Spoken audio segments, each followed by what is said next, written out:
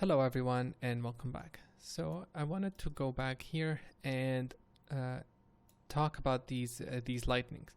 So the first thing that comes to mind when working with Houdini, or in Houdini in general, is when you see something like this, you assume that it's quite easy because Houdini is procedural, and you say, okay, they probably have a node that you tell it from this location or here to this location, and then it generates this pattern where you can use a carve and get this motion. Well, unfortunately, that is not the case. We have a node that allows us to create nice lightning structure or nice propagation structure, and what we want really is to look at it the other way. So the way I thought of this is I have end goals. Okay, I have goals, which is the end position here, and I have a center. I know that they all came from this. What I need more importantly than this is the end. So I started the process the other way. This is my end position, and I want everything to find the shortest path that they can find to reach this goal. So okay, we have this. This is great, and this is what the curves I'm going to show represents. This is the searching algorithm or result using the find shortest path. I want to start with this again because it's going to help us understand what kind of issue we're going to run into and how maybe we can change the beginning to fix this problem. So okay, let's say we have these curves. I'm going to put them here. And this is our geometry. And if we look closer, we'll see we have a nice pattern.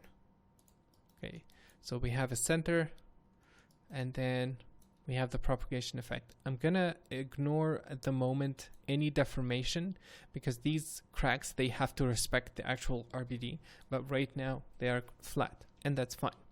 So we're going to start with this. Let's put down a carve node and say, okay, this is great. We're going to use a carve node and it's going to work. So let's do it like this. And let's play through. And as you can see, when I'm doing this, it is not respecting the propagation, and I'll explain what I mean in a second. So when I do this, sometimes it respects the structure, but in many cases it does not. For example, so see this wire here, this long wire, and then this. When I play through, you will see this is starting now, this small curve. Let me put down a color node. I think this is going to help. Delete primitive random. Okay, so each curve has a different color. And which one I was looking at? Okay. So if I play through, see this entire curve, for example, it started off at 0, 0, and then let's say a lightning effect, it's taking that path. But then why did this start all the way after this one went ahead?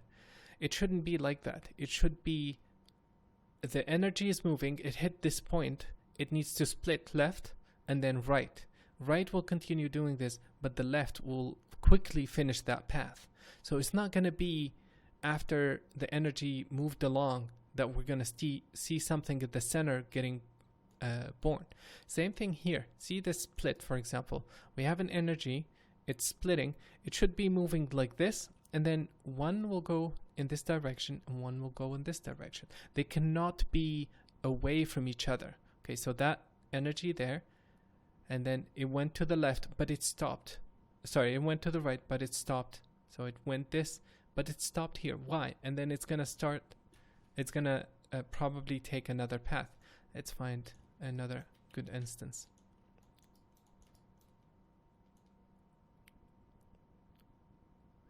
Or maybe, sorry.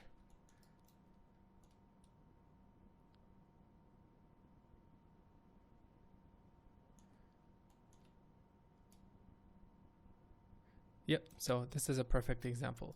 So see this root, this node here, it's going to split into 3. And when that happens, after that happens, see this blue one, this new one, it's still coming from there. Why? It's not the visual that I want. And what about this?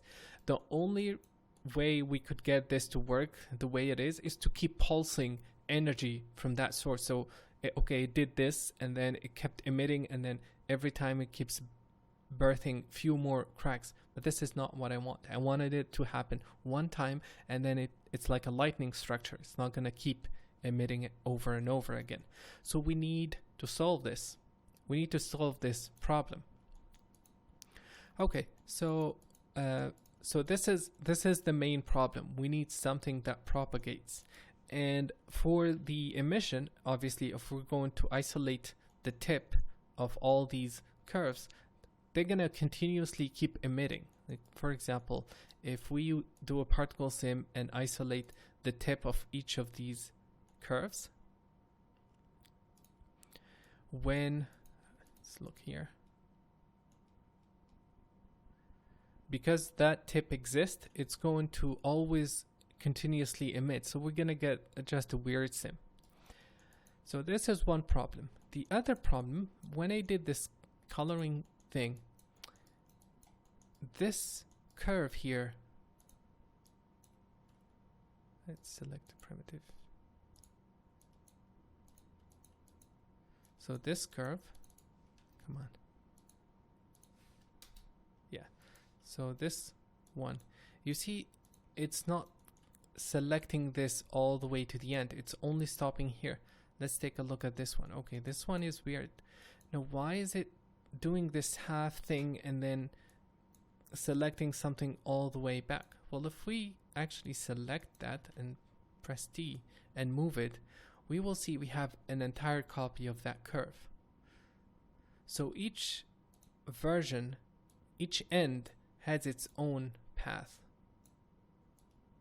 And this is not going to work. So we need a way to combine them so that they can propagate the way we want them to be. And what I want as well is, apart from having one individual path, is that I want this propagation energy to respect its structure. So I'm going to go back down here. So this energy came, it split. This one is going to continue. And then what I want is when it splits, it needs to happen at the same time. So this is going to continue like this. And then see here, for example, this green part. I want that point split to happen at the same time. I don't want it to happen, one time. When it reaches that point, it needs to split right away, not after this point went ahead. So that's the main problem, really. Okay, so let's go back and start off from scratch. So this is our geometry, and I'm going to isolate the top part. Let's do this here. I'm gonna create the setup for the propagation effects and how I got it to work, and then I will come back here, and then we're gonna continue the next step to fix the emission. Okay, so we'll do that in the next video. Thank you guys for watching, and see you in a bit.